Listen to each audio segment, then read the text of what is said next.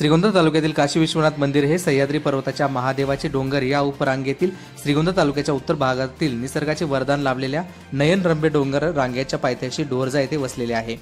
दरवर्षी श्रावण महिन्याच्या पहिल्या सोमवारी मोठा यात्रोत्सव भरतो।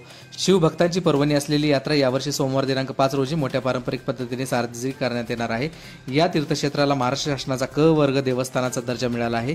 या देवस्थानाला सुमारे 4,55,00,000 रुपयांचा निधी मिळाल्यामुळे येथे भक्तनिवास, मंगल कार्यालय, प्रसादालय, सभामंडप, दर्शनबारी व नदीघाट ही विकास कामे पूर्ण झाली आहेत।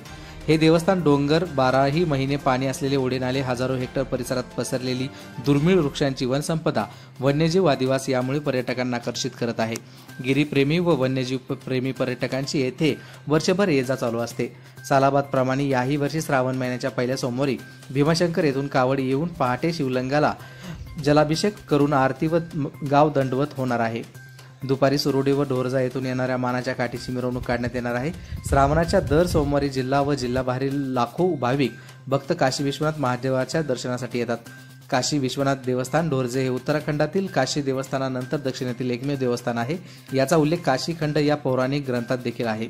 देवस्थानचे अध्यक्ष सोन्याबापू वाणी, विश्वस्त अनिल टकले, अनिल वाणी, नानासाहेब रणसिंग, शिवराज व्यवहारे व ग्रामस्थांनी यात्रेचे आयोजन चोखपणे राबविण्यात येणार असल्याची माहिती दिली आहे। नमस्कार, मी सोन्याबापू बनसिवानी, अध्यक्ष काशी विश्वनाथ देवस्थान ट्रस्ट ढोरजे। आज ह्या वर्षी सालाबादप्रमाणे आपल्या काशी विश्वनाथाच्या पावनभूमीमध्ये सालाबादप्रमाणे श्रावणी यात्रा पहिल्या सोमवारी 5/8/2024 रोजी पहिल्या सोमवारी मोठ्या प्रमाणात यात्रा भरणार आहे। तरी यात्रेचं विश्लेषण करायचं म्हणलं तरी आपण भीमाशंकरहून यंदा प्रथम कावडे आणणार आहोत। कावडे आलेले आहेत आणि कावडे आल्यानंतर 12 वाजता जलपूजन होणार आहे। नंतर पहाटे अभिषेकाचा कार्यक्रम आहे। दोन्ही देवाचे, विश्वनाथाचं आणि काशीनाथाचं, या ठिकाणी 2 मोठाले अभिषेक होते। नंतर सकाळी गाव दंडवट असतं। लिमजावाडी, डोरजा, कोथूळ या ठिकाणून बरेच लोक दंडवट घेऊन येतात। ते 7 वाजेपर्यंत दंडवट चालतं। नंतर दर्शनबारी चालू होती।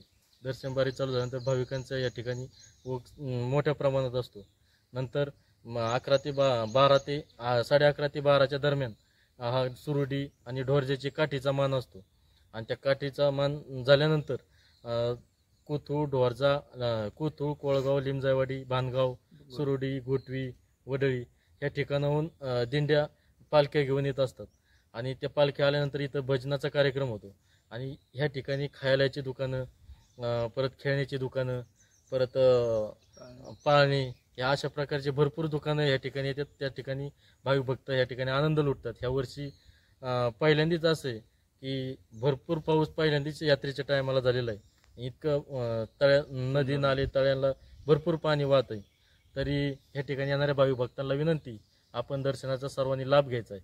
ह्या ठिकाणी चाललेल्या कामाबाबतीमध्ये जर बोलायचं म्हटलं तर आपले सगळे जवळजवळ देवस्थानचे 4,55,00,000 कामं पूर्ण झालेली आहेत। त्याच्यामध्ये क वर्गातली जी काही कामं होती ती सगळं पूर्ण झालेली आहेत।